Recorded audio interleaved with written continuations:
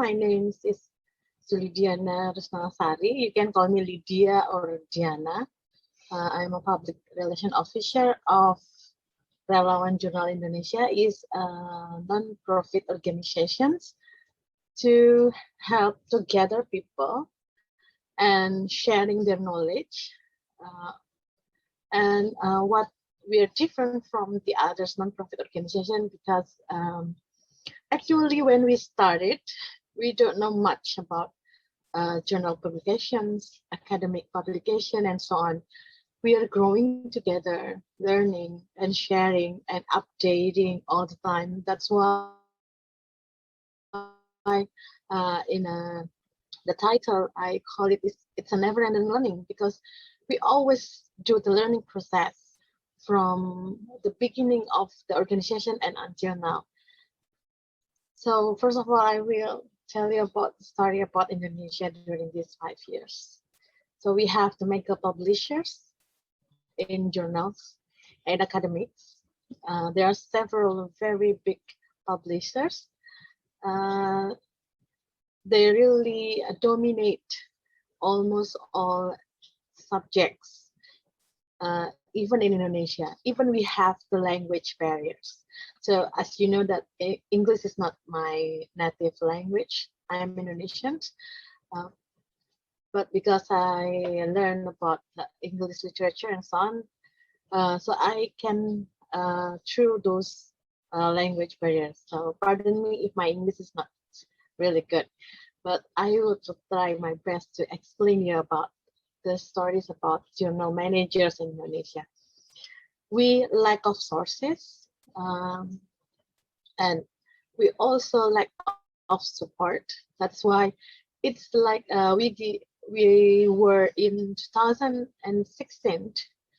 We started this organization like some people in the dark room, and we have to, and some people in the dark room, and we close our eyes. So even when our eyes is opened, we still cannot see anything. That's why we have to make the light itself by sharing. So this picture is created by Mr. Erwin that will be present next week. Our local and national publisher is just like this, and we are surviving until now, and we are still growing, and the number of journals in Indonesia is growing very fast. And this is not all journals in Indonesia is about business, but mostly we share because we want to participate. So that started in 2016. There were changes in government regulation in scientific publication from printed to online. So people gather information from trainings and meetings.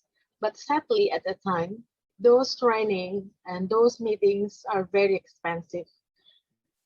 We have some organization that already well literate about this academic publishing, but they are so exclusive.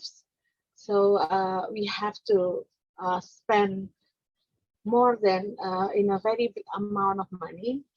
But the institution is very diverse. Small institutions also have journal publishing, so they cannot afford to join the trainings and meetings. That's why in 2016 we started these organizations. Some journal managers from across Indonesia gathered and started the idea to build an NGO, the non-profit one, to educate. This is not meaning that we will educate it now, but we started in a very basic level of knowledge about academic publishing. So we are building a community.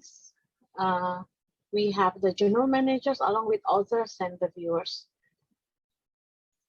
And in 2020, when we launch our one of our we will launch one of our publications program.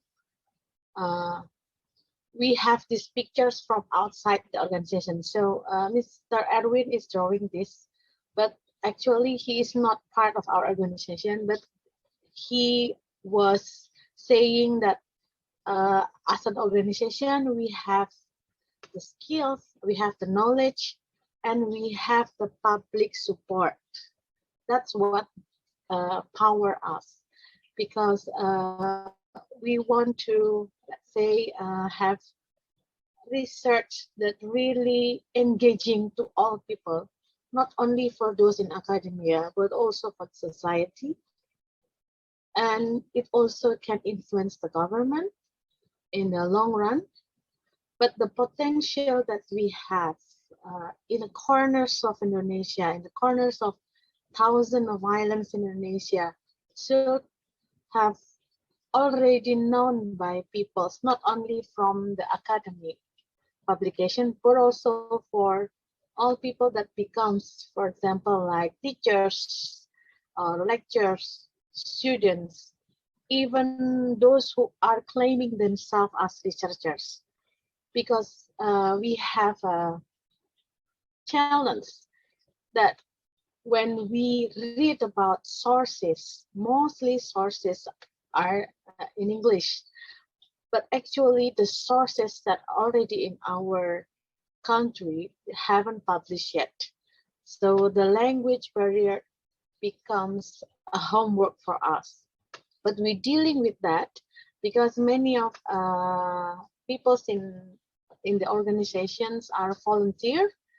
They are giving their time, they are giving their energy, and they're also giving their ideas to building up this nonprofit organization.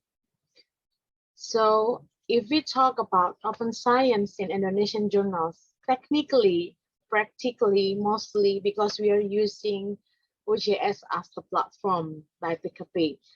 But the openness itself actually started because we are volunteers that getting together. We are growing for only a bunch of people. Now we have more than 200 volunteers around Indonesia in 30 Indonesia have 34 provinces. So in each provinces we have representative person who manage to be the person, the PIC person, that probably if people need help can contact this person.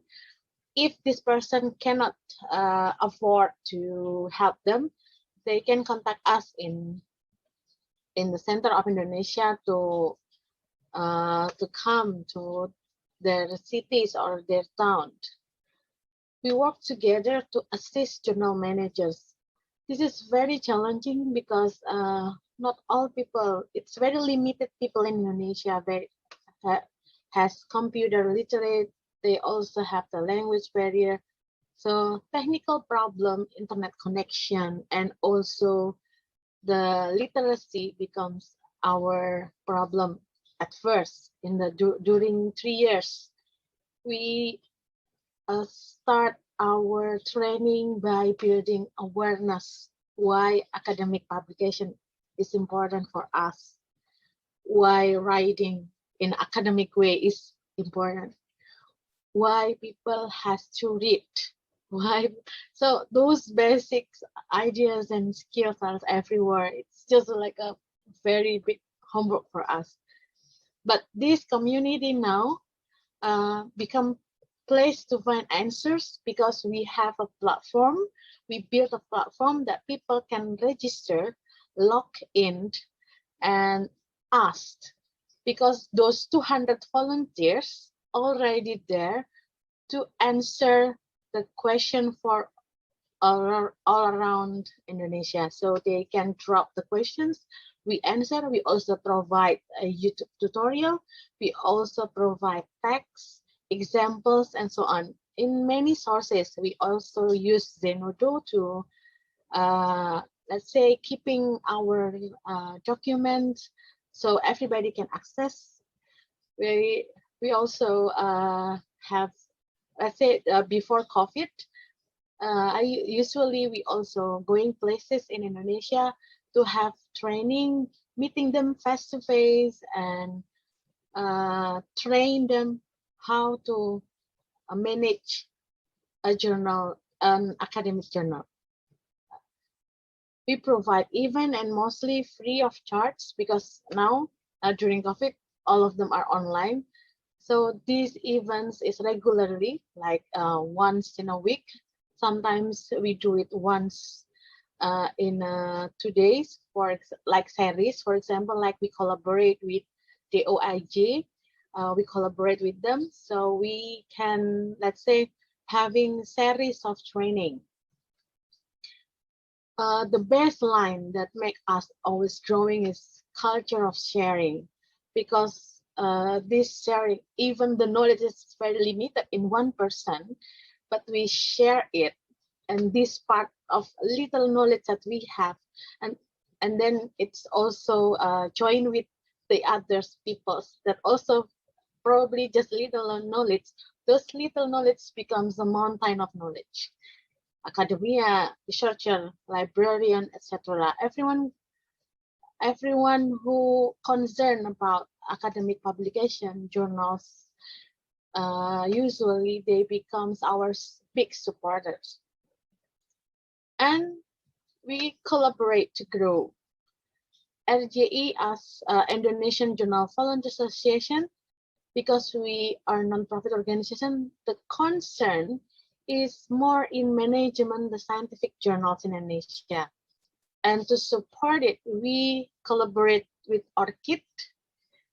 We have a good member of ORCID, and 4 of the Crossref ambassadors from Indonesia are RJI volunteers, including me, becomes the Crossref ambassadors.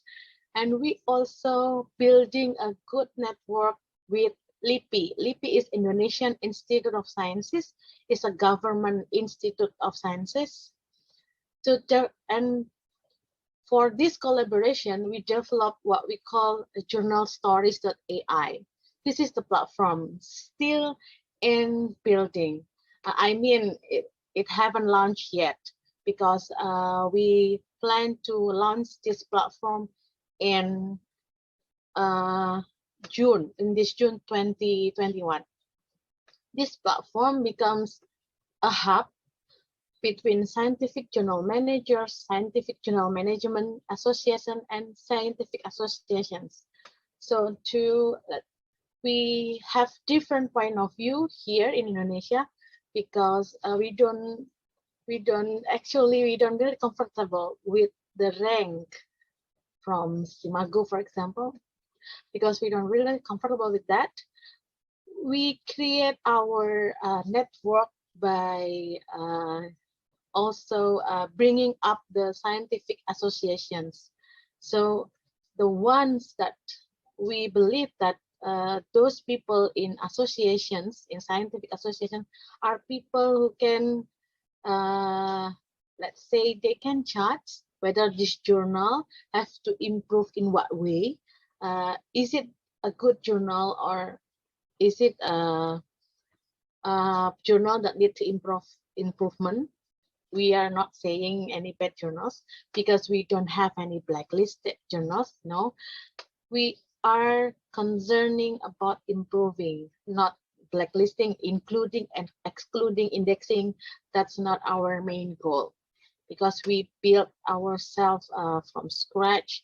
So we want everyone's journal managers, reviewers, authors, they are keeping the quality as a community along with a scientific association.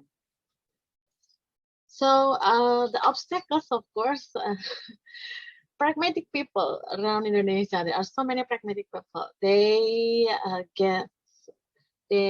are also some people becomes mafia publication.